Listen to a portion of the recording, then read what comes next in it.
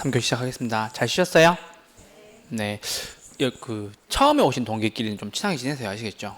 어제도 이제 합격자 모임을 잠깐 갔다 왔는데, 33회. 제가 늘 수업 시간에 동기끼리 좀 친하게 지내세요. 말씀드리거든요. 예, 나중에 제 말을 못 믿으시는데요. 있잖아요. 같이 합격하고 나시면요. 여러분, 공동중개에서 엄청난 도움을 얻을 거예요. 예. 저는 물론 지금 현업에 없지만, 저도 이렇게 주변에 제 동기들이나 이렇게 동생들한테 물어보거든요. 후배님들이나 제자님들한테. 그러면 엄청 도움을 많이 주세요.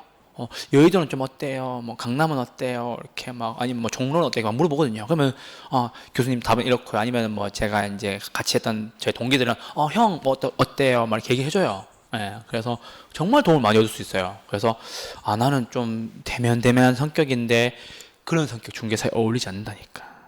좀 이렇게 들이댄다까지 얘기하기 어렵지만, 좀 이렇게 친화력이 좀 좋으신 분들이어야 중개도 많이 하시고, 좀 이렇게 낯선 사람한테도 좀 말을 좀 잘 풀어내시는 분이셔야 중개업이 좀 어울리세요. 아시겠죠? 예. 갑자기 손님 왔는데 이렇게 물어보는데, 저 딴 데 가서 물어보세요. 이렇게 얘기하면 끝나는 거예요, 그냥. 뭘 딴 데 가서 물어봐. 아시겠죠? 내가 개괄적인 내용을 알고 있어야 되고, 디테일하게 물어보는 것은, 제가 여기까지는 아는데, 추가 부분은 좀 더 공부를 해서 말씀드리거나 아니면 나중에 연락 한번 다시 드리겠습니다. 그렇게 얘기를 해야지. 딴 데 가서 물어보세요. 끝난단 말이에요. 뭘 딴 데 가서 물어봐. 아시겠죠? 안 와요, 그 사람. 아시겠죠? 그래서 꼭 동기끼리 좀 친하게 지내세요. 어제 합격자 모임 가니까는 부럽더라고요. 동기끼리 서로 축하해주고 껴안고 난리 났어요. 예. 그래갖고 너 나중에 공동할 때 나한테 물건 줘야 돼? 말하면서 얘기하시더라고. 손님 오면, 나 손님 오면 너 물건 줘야 돼? 언니 줄게요. 드릴게요. 얘기한단 말이에요. 요즘은 여러분, 양타라 그러죠? 매수자한테도 돈 받고, 매도인한테도 돈 받고, 그런 경우가 잘 없어요. 왜냐하면 이렇게 정보의 비대칭성 때문에 불균형이 일어나거든. 그러면은, 만약에 아파트 상가 내에 거기서 딱 부동산 하고 있어요. 그럼 그 친구한테 연락하는 거죠. 그래서 손님 모시고 가는 거죠. 그래서 중개가 되면은, 너는 아파트 주인한테 수수료 받는 거고, 나는 손님한테 수수료 받는 거죠. 이게 얼마나 좋은데. 여러분, 대부분 다 공동이에요. 그러니까 꼭 동기끼리 잘 지내시고, 지금 여기 계신 분들 다 초창기 멤버잖아요. 이분들이 끝까지 간다니까. 아시겠죠? 네, 친하게 지내세요, 분도. 아시겠죠? 아시겠죠? 진짜인데 사람들 잘 안 믿더라고요. 나중에 되면 남는 거 동기밖에 없어요. 진짜 그래요. 정말 많은 도움을 준다니까. 네. 그리고 이렇게 내가 중개 보조원으로 좀 하다 왔다, 이런 사람들 같은 경우에는 언니 저 소공을 좀 배워보고 싶은데요, 혹시 거기 자리 남는 거 없어요? 이렇게 물어보면 와 얘기하는 거죠. 그러면은 중개 보조원으로 일하다가 개업 공인 중개사한테 설마 동기네 나쁜 소리 하겠어요? 이 친구 저랑 같이 공부했는데 애들 착실하고, 예, 좋습니다. 한번 같이 함께 한번 일해보고 싶습니다. 이렇게 얘기해 주죠. 예. 예, 저는 오라는데 엄청 많았어요, 진짜. 예, 저는 오라는데 엄청 많았어요. 형, 저희 법인에서 한번 나는 강의하니까. 예, 아니라고 얘기했는데, 저는 엄청 많았어요. 지금도 제 선배님이나 아시는 분들이, 도윤아 혹시 요번에 합격하신 분들 중에서 이렇게 추천해 줄 만한 분 없어? 이렇게 물어봐요, 저한테. 좀 이렇게 똑똑하고 똑 부러지신 분들 있으면, 추천해 달라고 얘기하거든요. 예, 굉장히 중요합니다. 예.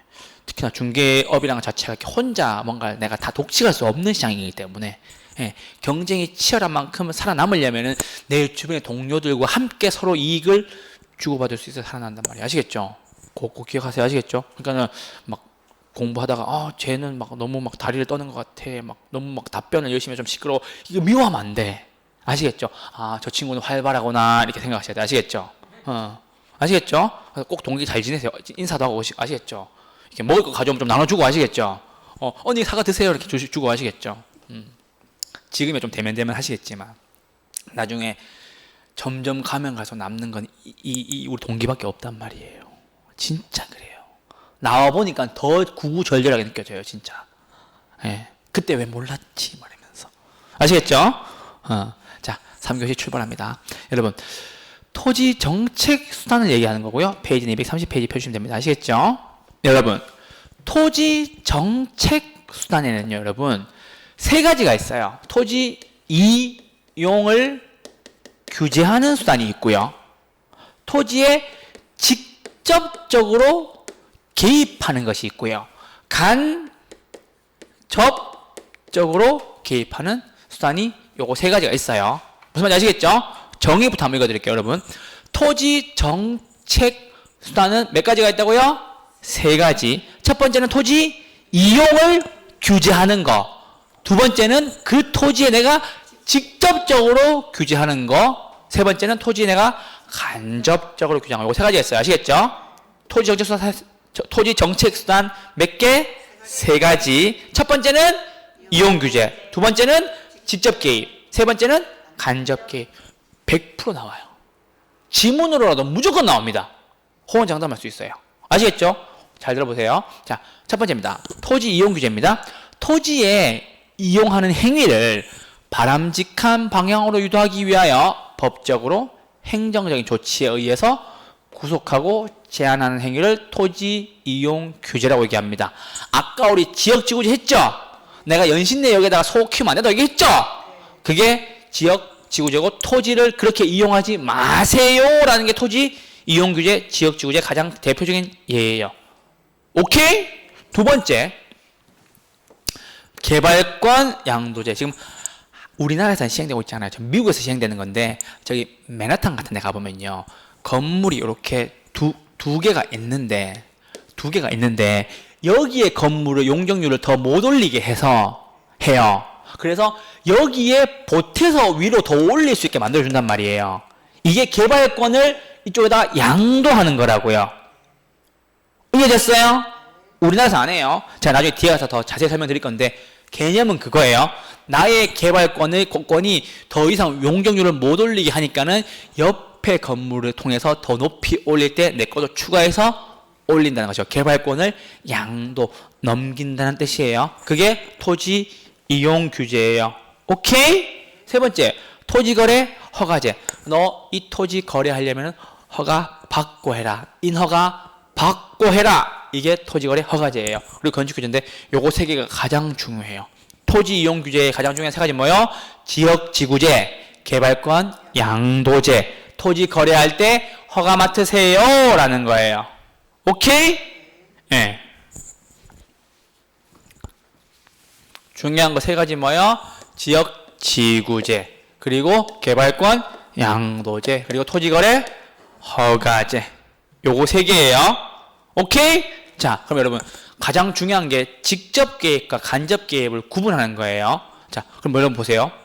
내가 이 사람한테 세금을 적게 내라고 해주거나 돈을 지원해 주거나 하는 것들은 직접적으로 개입하는 거예요? 간접적으로 개입하는 거예요? 내가 이 사람 꿈에 여러분들이 지금 공주 따로 왔잖아요. 그럼 내가 공부를 가르치는 것이 아니라 내가 여러분한테 중개사 이거 학원비, 교재비를 지원해 준다고. 이게 직접이에요, 간접이에요? 직접이 간접이에요. 간접이죠. 맞죠? 내가 직접적으로 여러분한테 뭐 하세요라고 얘기하지 않잖아요. 그쵸? 그럼 보세요. 간접 개입 먼저 할게요. 간접 개입 보세요. 간접 개입은 소극적 개입인 거고, 기본적으로 시장 기구의 틀을 유지하면서 너네한테 공부는 하세요라고 얘기를 하면서 소기의 효과를 달성하려는 방법을 간접적 개입이라고 해요. 그런데 잘 보세요.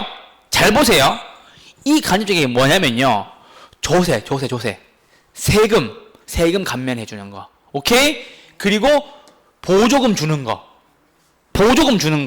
그리고 부담금을 내라고 하는 거. 그리고 금융적으로 지원하는 거. 거기 뭐 있어요? LTV, DTI, DSR. LTV가 뭔데요?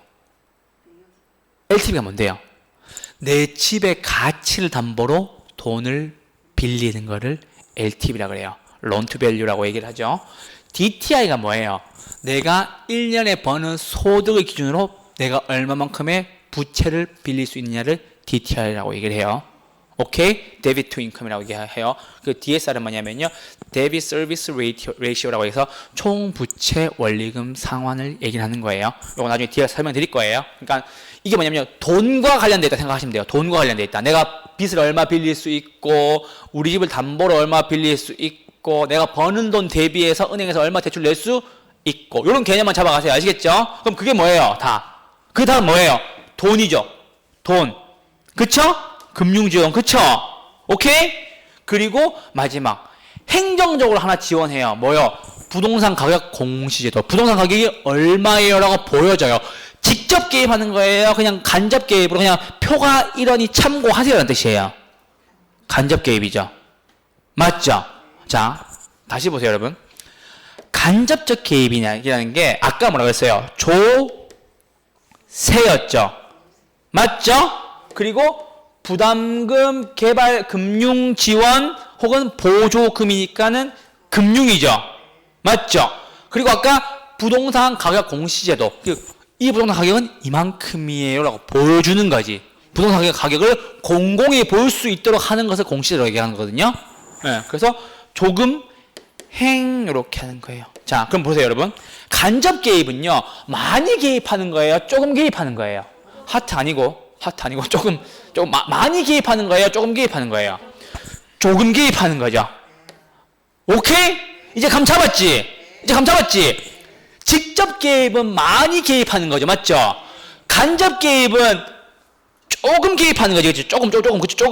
그쵸? 근데 이 조금이 뭐라고요? 조세, 금, 융, 행, 정이라는 거지.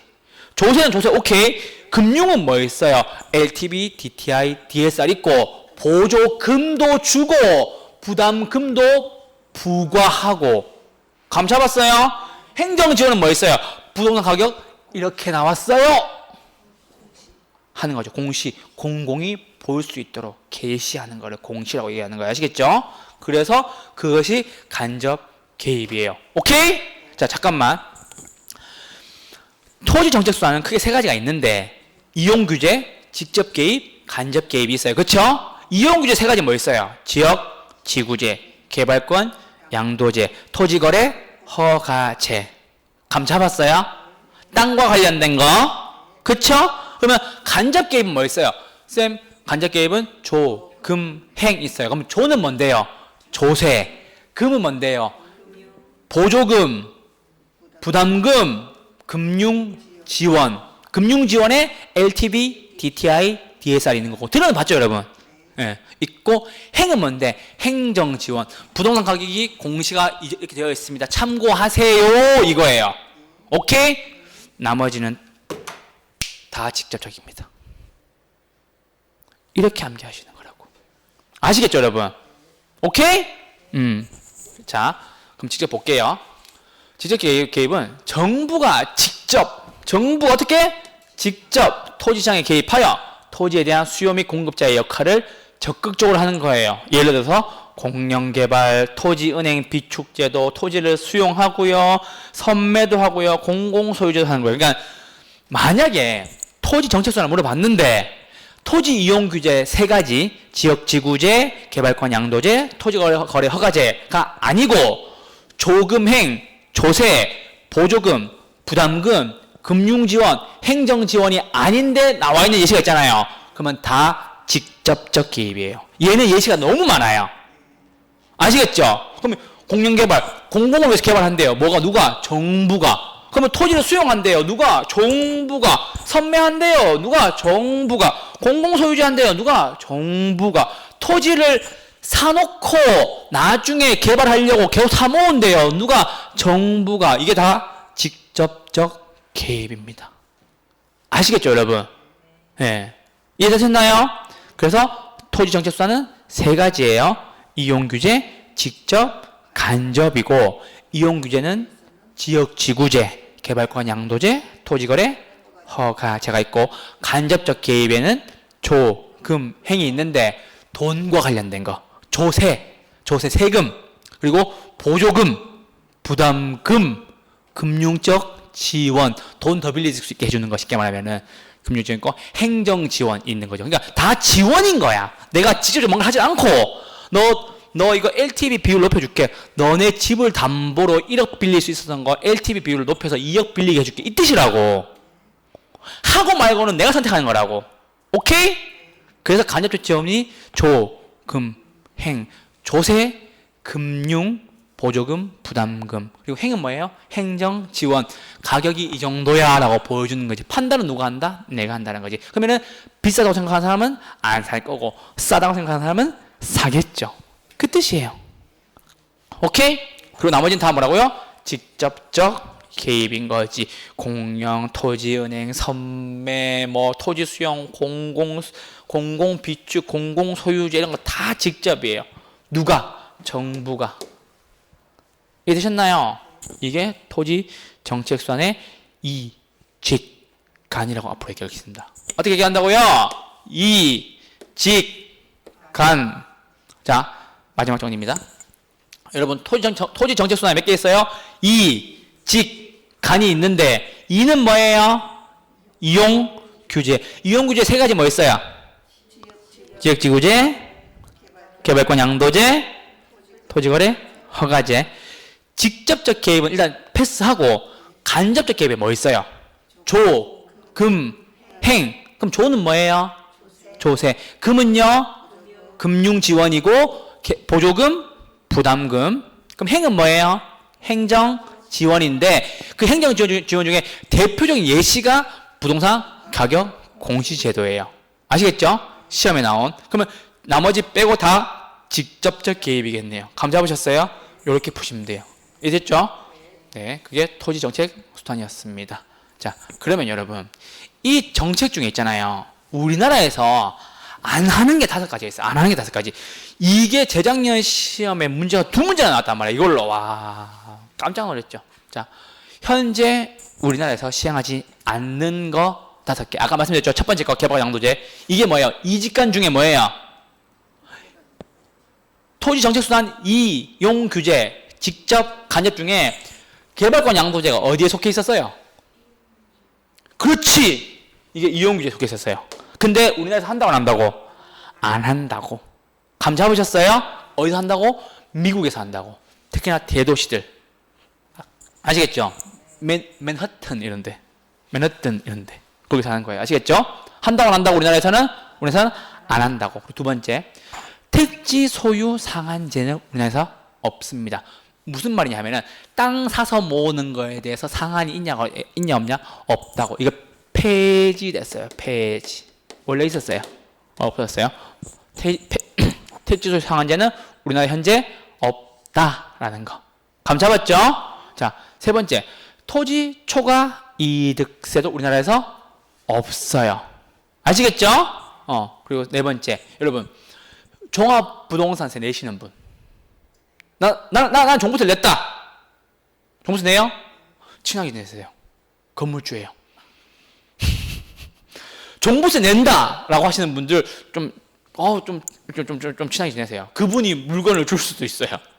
손님 오면 이번에 벌어 붙이면 되잖아. 아, 동기인데 언니 왜 이러세요? 이러면서. 종부세 내는 사람 있잖아요. 반드시 친하게 지내셔야 돼요. 건물주예요. 아시겠죠? 오케이? 그런데 종합부동산세는 있어요. 그쵸? 이거 내보면 알아. 종합부동산 있어요. 그죠? 자, 근데 여러분, 종합토지세는 있어요? 없어요? 있어요? 없어요? 없죠. 종합토지세 없어요. 오케이? 그리고 마지막, 공한지세도 없어요. 여러분, 공한지가 뭐예요? 도시토지로서, 그렇지. 지가 상승만을 바라고 방치해 놓은 토지. 이런 게 공한지가 명동이나 종로나 강남 같은 데 가면 갑자기 빈 공터가 확 열린 데가 있죠. 가끔씩 있어요. 보시면요. 그게 다 공한지예요. 도시 토지로서 지가 상승을 바라면서 그냥 방치하고 있는 토지예요. 자, 그럼 보세요, 여러분. 그거에 대한 세금을 안 내니까 방치하고 있는 거지. 오케이? 저희 제자님들은 공한지세만큼은 누구에게도 안 낸다 그래요. 오케이? 그러니까 방치하고 있는 거라고. 세금이 안 내니까. 아시겠죠? 오케이? 자, 그럼 다시 우리나라에서 현재 시행하고 있지 않는 5가지. 첫 번째 뭐예요? 개발권 양도제도. 두 번째, 택지 소유 상한제. 세 번째, 토지 초과 이득세. 네 번째, 종합 토지세. 다섯 번째, 공한지세. 이렇게 해요. 감 잡으셨어요? 요거 5개 반드시 외워주셔야 돼요. 아시겠죠? 오케이. 자, 이제 문제를 한번 보러 가시죠. 너무 쉽다니까 여러분. 보세요. 9번 국토의 계획 및 이용에 관한 이용에 관한 법령상 용도지역 오케이 용도지역 뭐 나와야 돼요? 도, 관, 농, 자 감 잡았죠? 도시, 관리, 농림, 자연 맞죠? 그리고 난 뒤에 보세요. 도시 지역에 속하는 거 뭐예요? 주, 상, 공 맞죠? 주상공록 여기 있어요? 주상공록이 아니에요? 아니죠? 주상공록이 아니에요? 아니죠? 주상공록이 아니에요? 아니고 주상공록이에요? 맞아요? 아니에요? 맞네요. 주상공록이에요? 아니죠? 주상공록이에요? 아니네요. 답은 리을 1개 1번 끝. 한 달 전에 쳤던 33회 문제입니다. 개론 문제로서 나왔어요. 제가 왜 도시지역과 용도지역을 얘기하라는 말씀 이해되시죠 지금? 예, 완벽히 공법 문제에 가까워요 사실은. 근데 우리 시험의 내용에 포함되어 있기도 해요. 그래서 이런 공법 문제, 세법 문제들은 조금만 내가 암기하고 있으면 한 방에 풀 수 있다고. 또 공법에 가서 또 배우잖아. 맞죠? 그러니까는 정리를 이렇게 해둬야 된다는 거지. 용도지역에 뭐 있어요? 도감농자 있어요. 그 중에서 도시지역에서 뭐 있어요? 주상공록 있어요. 개론에서는 도시지역만 물어봅니다. 감 잡으셨어요? 이게 흔들리니까 답을 못 찍는 거지. 내가 만약에 이걸 가지고 주상공록 오케이 주상공록 리을밖에 없네? 리을 끝. 이렇게 나오는 거예요 여러분. 이번에 1차 합격률이 여러분 좀 낮았어요. 제가 아까 말씀드렸는지 모르겠는데 19%대 나왔단 말이에요. 원래부터는 21% 정도 나와요. 한 2%는 떠진 거죠. 그러니까 이런 거에서 시간을 잡아먹으면 안 된다고. 감 잡으셨어요?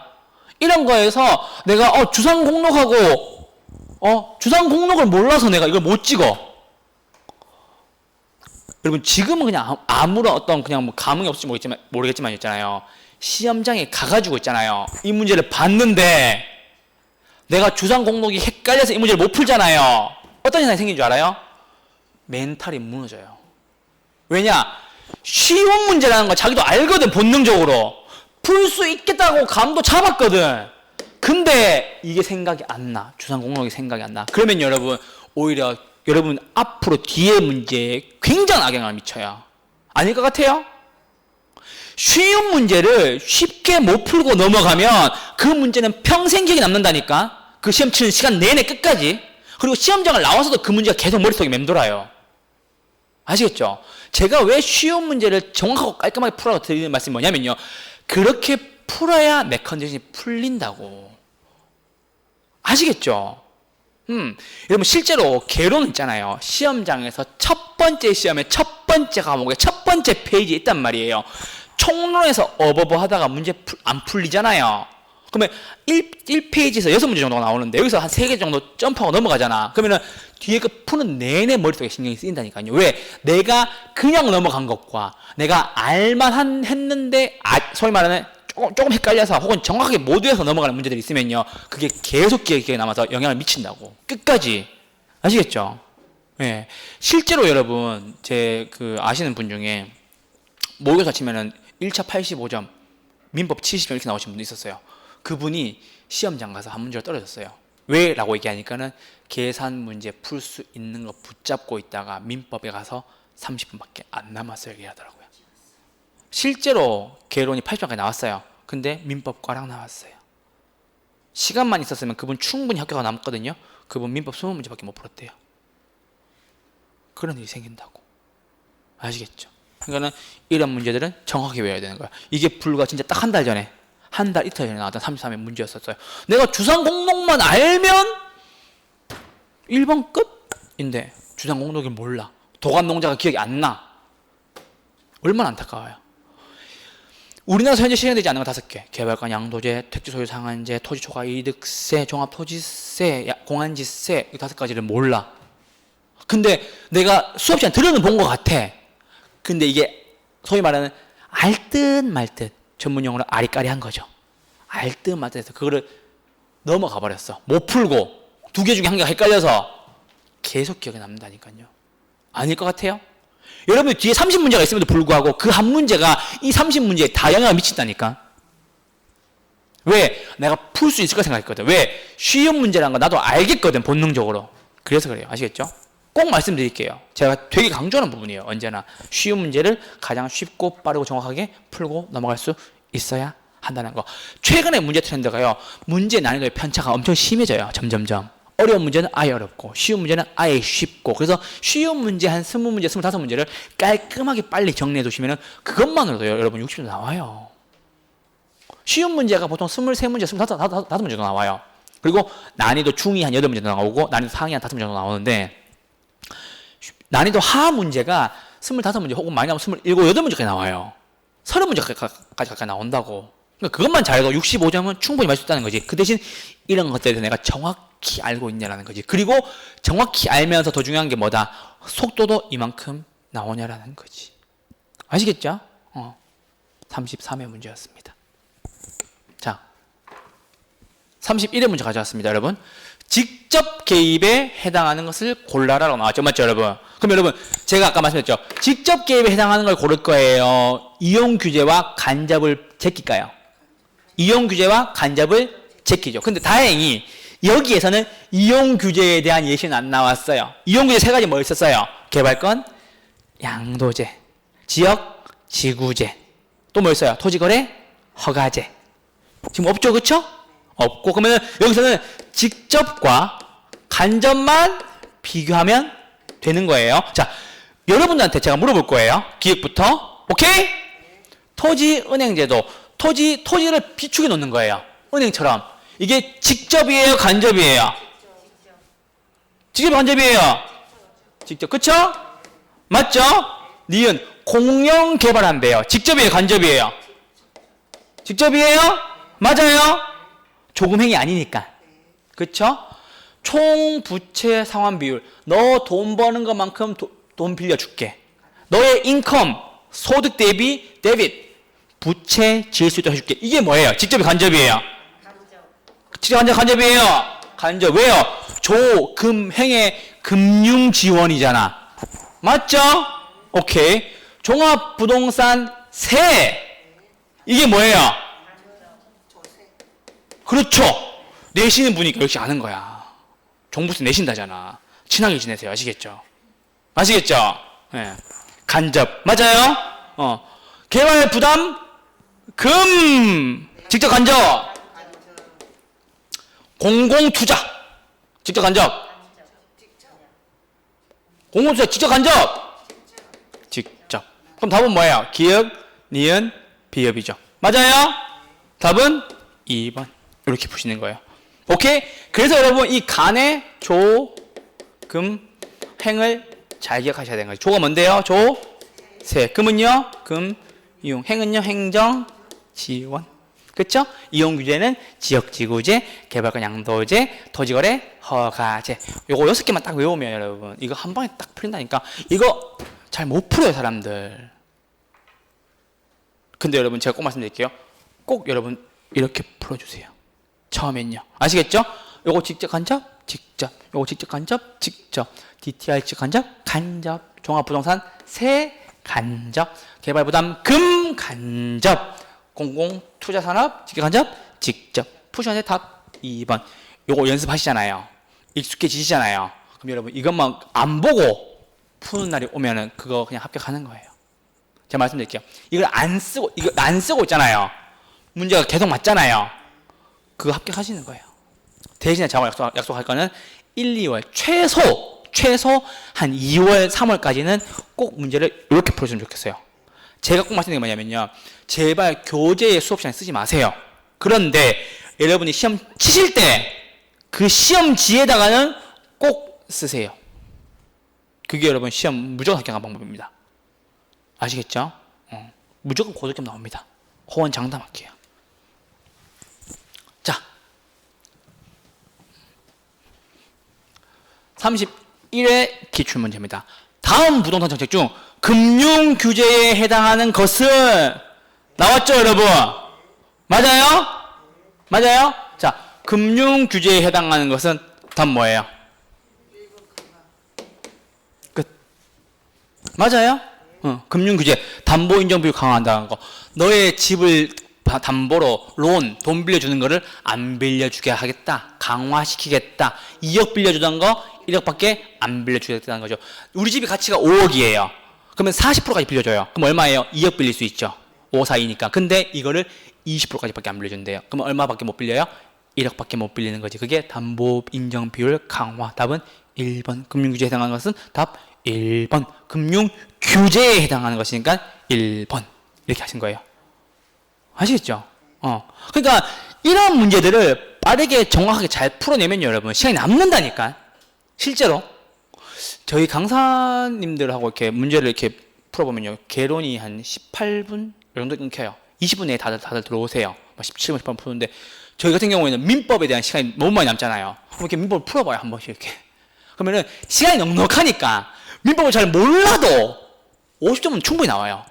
물론 저는 좀 더 잘 나오죠. 왜냐하면 전 민경을 좋아하니까. 저 민법 되게 좋아하는데 나오는데 민법을 모르셔도 있잖아요. 민법은 읽어보면 맞는 소리거든. 내가 시간만 많이 주고 민법을 풀다가 민법 누구나 70, 80분 나온단 말이에요. 시간이 없어서 그렇지. 그래서 풀어보시면 나오는데 이 개론에서 여러분 시간을 줄여야 돼요. 왜냐하면 민법이 지문이 길고 읽을 것이 많고 그림 그려야 될 것이 많아요. 여러분 보세요. 막 여기 갑, 여기 막 을이 있대. 그리고 여기 막 병이 있고 갑자기 얘가 하나 나타나. 그리고 얘는 막 무과실이래. 막 선이래. 얘 둘이 막 계약하는데 얘가 막 갑자기 껴. 그리고 얘가 막 무과실 선이가 막 달려들어. 그러면 이게 계약 파기냐 이렇게 물어보잖아요. 그럼 막 그림 그리고 막 그림은 그렸는데 막 지문도 엄청 길어 막.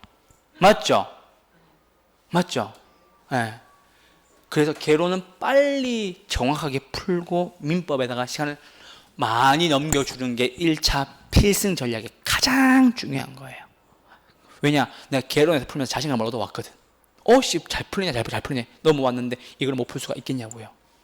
아시겠죠? 그래서 개론이 굉장히 중요해요, 여러분. 그리고 꼭 말씀드리고 싶은 게 공부를 한 해보시면 한 1월, 2월쯤 되면 지금 공부하시는 분들은 한 1월, 2월쯤 되면은 내가 민법하고 개론을 공부해보니까 요 과목이 나한테 더 잘 맞는구나. 이런 감이 오실 거예요. 그때 나한테 잘 맞는 과목에 좀 힘을 실어주셔야 돼요. 아시겠죠? 그래서 제가 언제나 말씀드리죠? 1, 2차 과목 중에 더 잘 맞는 거, 개론 민법 중에 나한테 더 좋은 거 무조건 70점 이상이라 맞아야 된다는 거. 좀 욕심내자면 75점. 아시겠죠? 그렇게 하시면 무조건 합격합니다. 어제 동차 합격하신 분들도 그랬어요. 다들 점수가 막 65점, 막 62.5점 이랬어요. 다들. 그러니까 꼭 그렇게 하시면 좋겠습니다. 아시겠죠? 오케이. 자, 12번입니다. 법령을 기준으로 현재 우리나라에서 시행되고 있는 제도를 골라라 라고 나왔어요. 시행되고 있는 거. 그럼 여러분 시행되는 거 고를 거예요? 시행 안 되는 거 골라서 뺄 거예요. 시행 안 되는 거 골라서 빼야죠. 그렇죠? 그럼 자, 여러분 보세요. 자, 우리나라 현재 시행 안 되는 5가지 뭐예요? 얘기해 주세요. 안 되는 5가지. 여러분 얘기 한번 해 주세요. 첫 번째 뭐예요? 시행 안 되는 거 5가지. 내가 미국 얘기해서 했던 거 있잖아. 첫 번째. 그건 뭐예요? 내가 미국 얘기하면서 우리나라에 놓고 미국에 산다는 거. 영어로는 TDR 이렇게 얘기하는데. 기억나시는구나. 개발권. 그렇지. 기억나세요 이제? 개발권, 양도제. 두 번째는 그건 공안시 5번이고 5번. 오케이 인정. 근데 공안시 인정한다. 맞는 거니까. 공안시 인정. 자, 두 번째는요? 아니지. 토지거래 신고제는 저기 이용규제에 있는 것 중에 하나잖아. 지역지구제. 예. 두 번째는요? 그건 네 번째 거고. 택지, 소유, 상, 한, 제. 너 땅 이만큼만 가지고 있어라는 게 상한이 없다고. 내가 땅을 여기 다 가지고 있어야 된다고. 오케이? 예. 세 번째는요? 괜찮아. 토지초과 이득세. 그렇지. 토지초과 이득세. 네 번째는요? 내가 종부세 얘기하면서 했던 거 있잖아. 종합부동산세 말고 종합 뭐? 그렇지. 종합 토지세. 맞죠? 이걸 알면 문제가 보일 겁니다. 자, 출발하시죠. 실거래가 신고합니까, 우리나라? 네, 합니다. 택지 소유 상한 겁니까, 우리나라? 안 한다고. 여기 내가 여기 썼는데, 네, 5초 전에 했는데 안 보이기는 알아야지. 그 시험장에 안 보일 거야. 이렇게 있는데, 그쵸? 개발권 양도세, 택지 소유 상한제, 토지 초과 이득세, 종합 토지세, 공한지세. 그쵸? 안 보였다니. 안 보여. 당연히 안 보이지. 보이면 안 되지. 분양가 상한제 해요? 네. 분상제 해요? 네. 오케이. 자, 그럼 잠깐만. 우리나라에서 분상제 적용을 안 받는 게 하나가 있어요. 뭐 있어요? 했는데. 총론에서 했는데. 기억나요, 혹시? 도시형 생활주택. 스파르타 하면서. 국민 규모로 300세대 미만 있는 거. 도시형 생활주택. 전문가는 도시형 생활주택이라고 얘기하지 않습니다. 뭐라고 얘기한다고요? 도생. 분양가 상한제, 전문가는 분양가 상한제로 얘기하지 않습니다. 분상 이렇게 얘기하죠. 그쵸, 여러분? 하고요. 토지 초과 이득세 합니까, 안 합니까? 안 하네요. 네 번째에 있고 두 번째에 있는 애네요. 그쵸? 맞아요? 아, 잠깐, 세 번째에 있고 두 번째에 있는 애. 그쵸? 그럼 답은 기업과 디귿이겠네요. 답은 2번. 문제 이렇게 푸셔야 됩니다. 아시겠죠? 여러분, 쌤 이거 동그라미 X 해야 돼요? 네, 해야 돼요. 쌤 이것도 써야 돼요? 네, 써야 돼요. 아시겠죠? 이렇게 여러분들을 학습을 시켜둬야 나중에 가서 있잖아요. 어떤 답이 나오냐면, 쌤 저는 이 문제를 풀 때 답이 흔들리지 않아요 라고 얘기해요. 흔들리지 않는 편안함. 아시겠죠? 이렇게 공부를 안 해놓으시면요, 내가 찍은 답이 흔들린다니까. 맞는지 안 맞는지 세모치고 막 어떤 분들 이런 분도 있다. 이게 맞는지 안 맞는지 정하지 않는 거야. 그러면 이게 동그라미 살살 이렇게. 아, 신기하더라고요. 나 같으면 세모일 것 같거든. 근데 동그라미 이렇게 살살 이렇게. 그리고 확실하게 맞으면 동그라미 세게 이렇게. 예, 이렇게 하시는. 근데 요거 정리가 되고 이렇게 정리가 되면 문제가 안 흔들린다고. 특히나 요즘에 박스형 문제가 늘어나고 있거든요. 그 말은 뭐냐면요, 이렇게 문제를 많이 내겠다는 소리예요. 그러면 어떤 생각이 생기냐면요, 너 다 알고 있어, 이 뜻이에요. 이 개념에 대해서. 아시겠죠? 오케이? 그럼 보세요. 현재 우리나라에서 시행되고 있는 거, 이거 빼고 갑자기 여기다가 실거래가 신고제 넣어요. 예를 들면, 맞죠? 그럼 답은 뭐예요? 답은 5번이잖아요. 맞죠? 그러니까는 요즘 문제의 특징은 뭐냐면요, 박스형 문제를 만듦으로 인해서 여기에 있는 예시들을 웬만하면 다 넣으려고 한다는 거예요. 그게 문제가 어려워지는 것이 아니고, 정확하게 읽지 않거나 문제에 대한 분석이 안 되거나 기출 문제에 대한 학습이 안 돼 있는 사람들, 너네 다 틀리는 소리예요. 네, 그 말이에요. 저는 개인적으로 문제 분석을 되게 많이 하거든요. 교재 연구지만 문제에 대한 분석을 되게 많이 뜯어보는데, 최근 트렌드가 그렇게 많이 바뀌더라고요. 원래 그 부동산 시험도 어떻게 보면 실무랑 되게 가까운 시험이잖아요. 저희가 나오면 중개사 되는 거니까는 여러분들이 꼭 그런 트렌드를 파악하고 문제를 좀 풀 수 있었으면 좋겠고요. 그 트렌드는 제가 다 잡아드릴게요. 아시겠죠? 보세요. 또 박스형 문제잖아. 맞죠? 보세요. 29회에 우리나라 시행되고 있는 거. 맞죠? 31회에 우리나라에서 시행되고 있는 거. 맞죠? 아까 답 기업과 디귿이었죠? 맞죠? 출발할게요. 개발 행위 가지고 우리나라에서 해요? 해요? 택지 소유 상한제 우리나라에 있어요, 없어요? 없어요. 용도 지역 우리나라에서 해요? 지역 지구제. 토지 초과 이익세 내요? 안 하죠. 답은 몇 번이에요? 기억 디귿. 답도 똑같고 보기도 똑같아요. 기억 디귿. 왜 중요하다고 말씀드린지 아시겠죠? 네. 그래서 아까 요 문제랑 봐봐, 똑같잖아. 이거 기억 디귿. 그쵸? 아까 13번 그 뒤에 문제는 기억 디귿이 1번에 있었으니까 그거고. 기억 디귿. 아시겠죠? 그러니까는 여러분들이 이런 문제들을 통해서 점수를 빠르고 정확하게 땄으면 좋겠다는 게 제 심정이에요. 그러니까 계속 강조하는 거죠. 자, 잠깐만 다시. 현재 우리나라에서 시행되고 있지 않는 5가지 얘기해 주세요. 개발권, 양도제,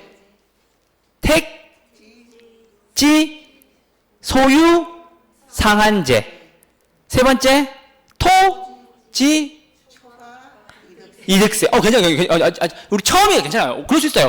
이게 나중에 가면은 내가 이렇게만 할 거라니까. 여러분, 자, 세 번째 토지초가 있어요. 네 번째, 종합. 그렇지.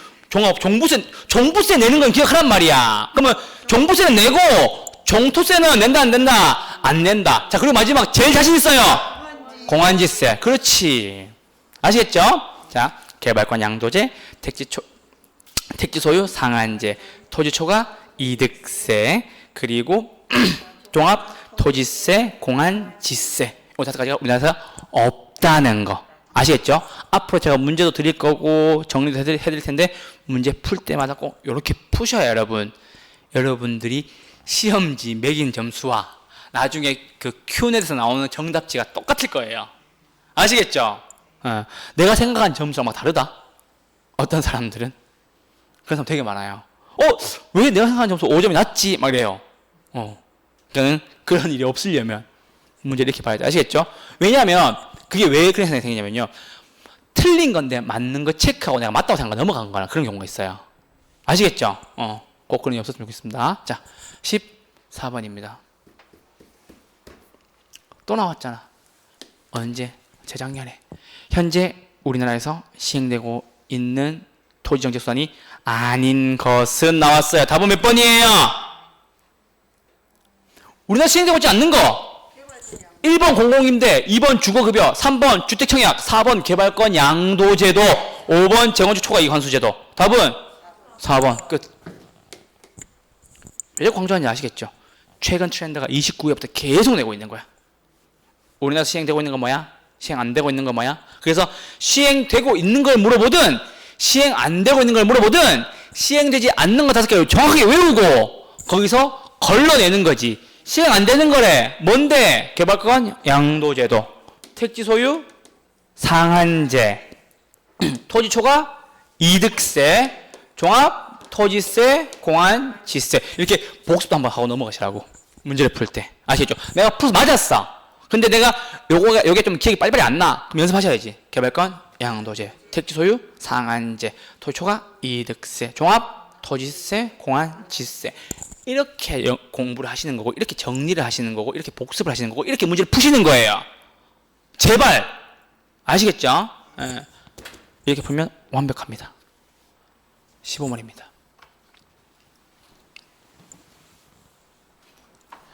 30회 나왔습니다. 잘 안 들려요? 안 보이겠지?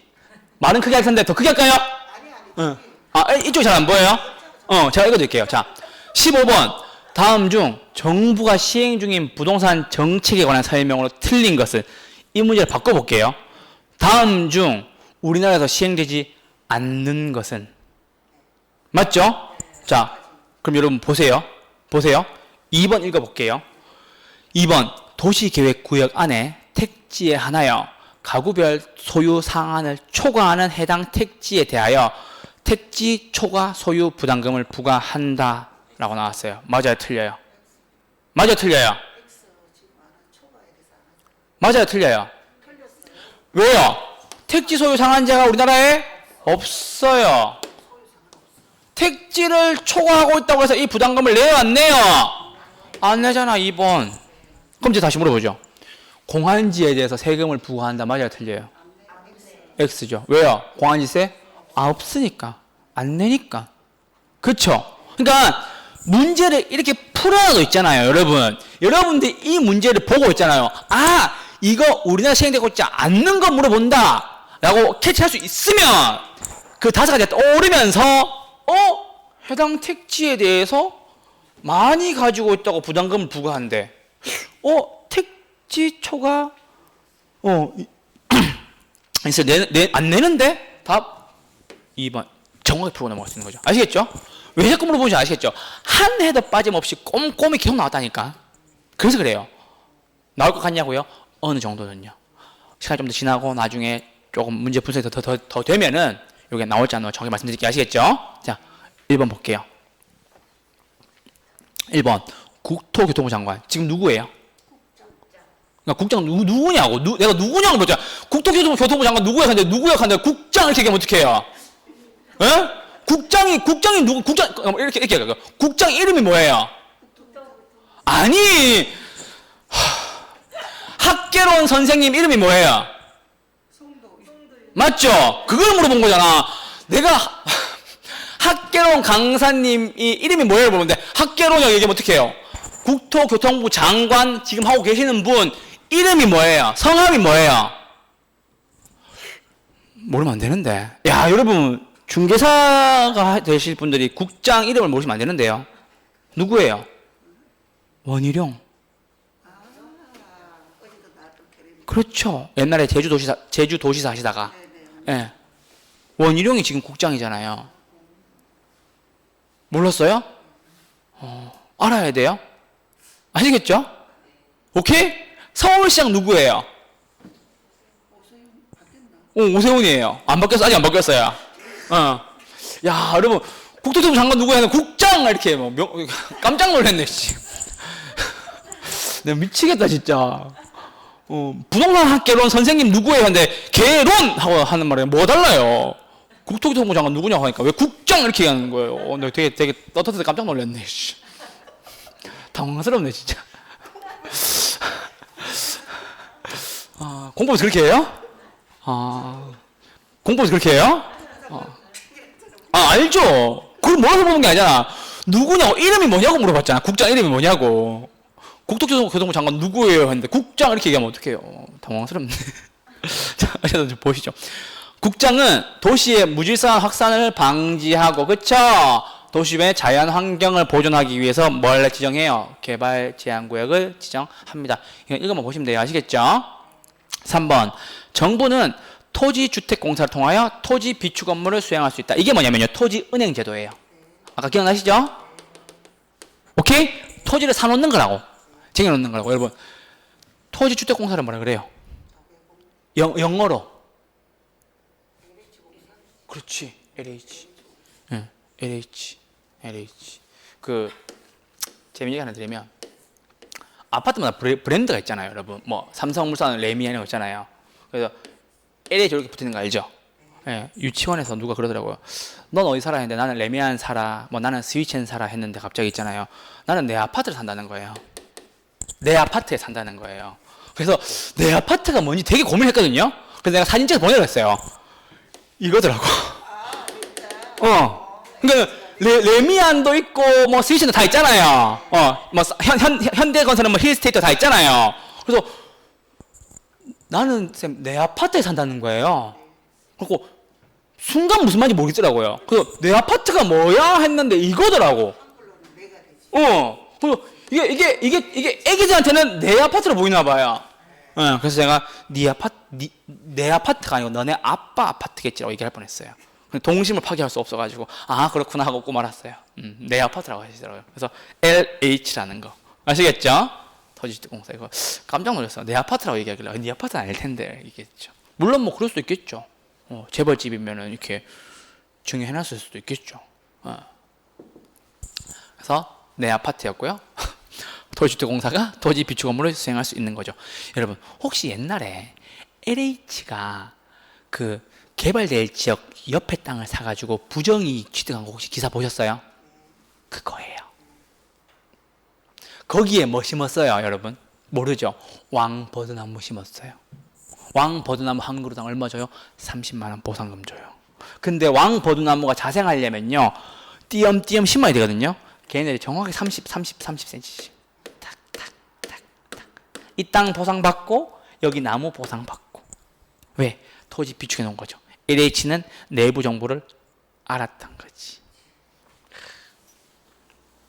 그거를 정보의 비대칭성이라고 얘기합니다.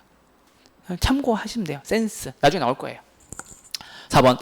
토지를 경제 효율적으로 이용하고 공공복리. 가장 중요한 포인트 말씀드렸죠, 그죠? 공공복리 추진하기 위해서 뭐 한다고요? 용도 지역제, 지구제 시행한다고. 오케이? 5번. 국장은 원희룡 씨는 주택 가격의 안정을 위하여 필요한 경우 일정 지역을 투기 과열 지구로 지정할 수 있다. 맞죠? 서울은 다 투기 과열 지구입니다. 조정 대상 지역입니다. 최근에 다른 지방에 있는 것, 지방 쪽에 조정 대상 지역 다 풀어줬죠, 그죠? 기사 보셨나요? 예. 여러분 중개사가 되시려면요, 있잖아요. 그런 뉴스는 잘 챙겨 보셔야 돼요. 왜냐면요, 이게 손님, 그러니까 지금 매수자나 매도인이 와서 물어보거든요. 이번에 조정 대상 지역이 풀렸는데요. 혹시 우리 집을 판매를 하면은 혹시 뭐 세금을 얼마 냅니까? 물어본단 말이에요. 그때 요만큼 대답할 수 있어야지. 내가 정확하게 얘기 못해도 아시겠죠? 좀 그런 뉴스에 대한 관심을 가져주세요. 아시겠죠? 학계론은 여러분 생활 속에 되게 많이 묻어 있어요. 여러분이 몰라서 그렇지. 아시겠죠? 여러분 공시법 쓸 일이 근데 학계론 여러분 진짜 여러분이 부자가 된 도움이 될 거라니까. 그러니까 공법하고 세법은 사람들이 와서 물어본단 말이에요. 그런데 학계론은요, 내가 어떻게 부자 될 수 있느냐를 알려주는 학문이라니까. 아시겠죠? 언제 돈 빌리고 언제 돈 갚고 언제 투자하고 언제 돈 빼고 누가 어떻게 뭘 하는지 알려주는 학문이니까. 실제로 학계론 선생님들이 다 잘 살아요. 저는 아직 아닌 것 같고. 아시겠죠? 왜냐하면 이 경제적인 마인드가 되게 많으신 분들이거든요. 예, 아시겠죠? 그래서 학계론 좀 잘했으면 좋겠어요. 답은 2번이었습니다. 자, 이 문제가 이 문제와 비슷한 문제가 이번에 나왔는데, 거기는 개발금 부담금제와 재건축 나왔는데요. 여러분 여기 좀 설명 잠깐 드리고 갈게요. 31에 나왔는데, 다음 중 부동산 관련 제도 중 법령상 도입이에요. 죄송합니다. 도입 순서가 빠른 것으로 나열한 것은 이렇게 나왔어요. 기역 자산 유동화 제도, 니은 공인 중개사 제도, 3번 부동산 실명제, 리을 부동산 거래 신고제 나왔어요. 여러분 올해 문제에 개발금 부담금제가 재건축보다 늦게 시행되었다, 빨리 시행됐다, 이런 보기 질문이 있었어요. 2번에 16번 문제 2번에 있었는데 자꾸 이 시기 순서를 물어보기 시작했어요. 마치 국사 문제처럼. 네, 그래서 요거 하나 정도는 좀 챙겨갔으면 좋겠다 싶어서 문제를 넣어놓은 거고, 여러분 한번 보시면 될 것 같아요. 자, 여러분 자산 유동화 제도가 언제 시행되냐면요, 1998년도에 시행됐어요. 설명 좀 드릴게요. 여러분 IMF가 언제 왔어요? 좀 어리면 모르실 수 있겠다. IMF가 1997년 11월 달에 임창열 경제부총리가 있을 때 IMF가 왔어요. 자, 그러면 국가가 망한 거죠. International Money Function, 즉 국제금융기구에 돈을 지원받았단 말이에요. 그러면서 우리나라 많은 아버님들이 많이 해고를 당하시고, 그리고 건물들이 싸게 팔리기 시작했어요. 그렇죠? 그러면 여러분 보세요. 그때만 해도 건물을 팔면은 대부분 다 통으로 팔았어. 통으로. 건물 하나 통째로. 지금은 여러분 아시겠지만 1층은 내 거, 2층은 B 거, 3층은 C 거, 이런 경우가 있죠. 그리고 층 내에서도 여기는 갑 거, 여기는 일거에 나눠져 있죠. 그게 여러분 자산 유동화 시킨 거예요. 그러니까 건물 하나를 쪼개서 매매할 수 있게 만든 게 자산 유동화 제도예요. 자, 그럼 보세요, 여러분.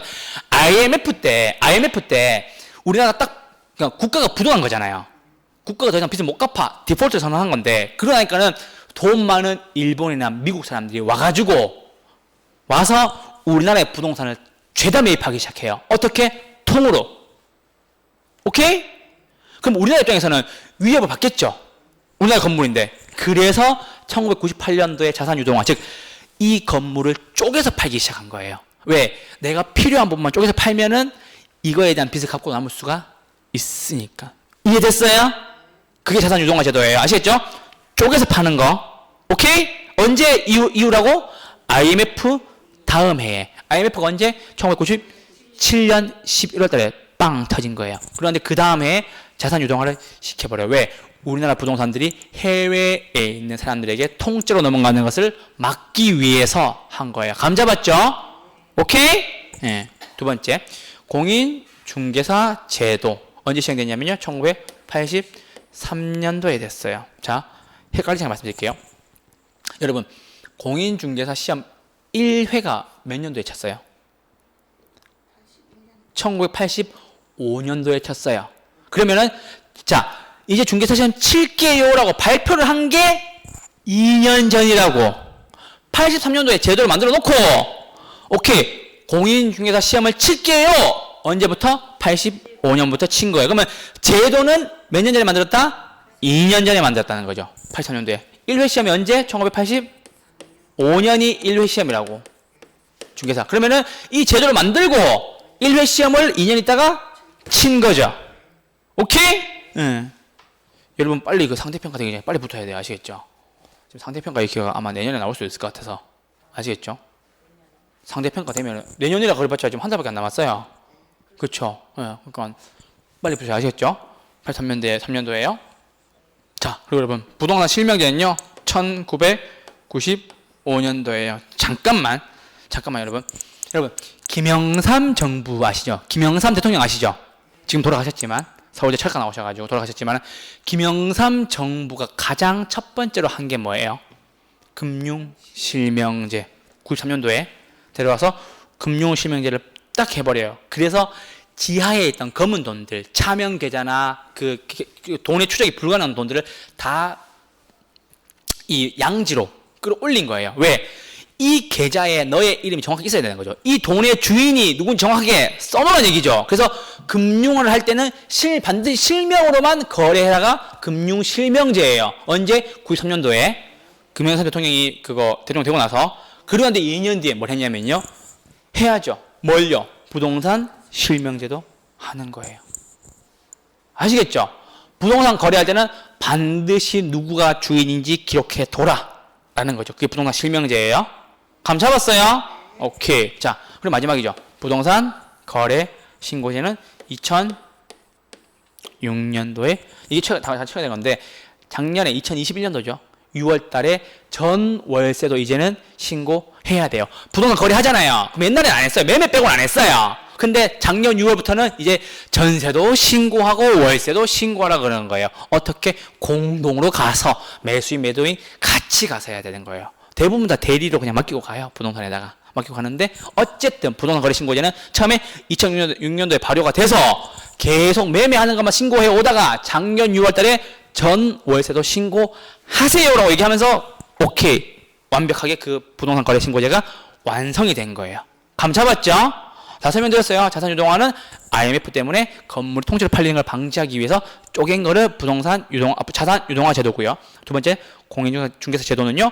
85년에 처음 시험을 쳤는데 법률 정비는 2년 전에 끝내놨다는 거. 그리고 부동산 실명제는 김영삼 정부 들어와서 금융실명제 93년도에 하고 2년 뒤에 부동산 실명제를 했다라는 거고, 부동산 거래 신고제는 매매만 부동산 거래 신고를 했는데 작년에 2021년도에 전월세도 신고한다. 근데 매매 거래 신고제가 처음 나온 게 언제다? 2006년도라는 거죠. 자, 그럼 시기를 보시죠. 맨 첫 번째 뭐가 와야 돼요? 니은이 와야 되겠죠. 그렇죠? 두 번째는요. 부동산 실명제가 와야 되고, 세 번째는요. 자산 유동화 제도가 와야 되고요. 마지막에요. 이렇게 와야 되는 거죠. 그럼 만약에 모르겠으면요. 최근에 이게 가장 들어봤으니까 이건 들어봤을 수 있잖아요. 그러면 이것 중에 가장 오래된 게 이건 것 같다는 느낌은 들죠. 우리가 34회니까 그죠? 그러면은 요거 잡아도 안 풀려. 왜냐면 요거거든. 그러니까 이거 두 개를 완벽하게 비교할 수 있는지 물어본 거죠. 그래서 요 문제가 가장 최상의 난이도의 문제였습니다. 아시겠죠? 오케이. 이렇게 해서 5분만 쉬시고요. 이거 지금 얼마 안 남았거든요. 한 20분 동안 해서 그거 각종 부동산 정책, 나머지 정책 있거든요. 한 5가지. 그거 빠르게 읽어드릴게요. 5분만 쉬셨다가 뵙죠.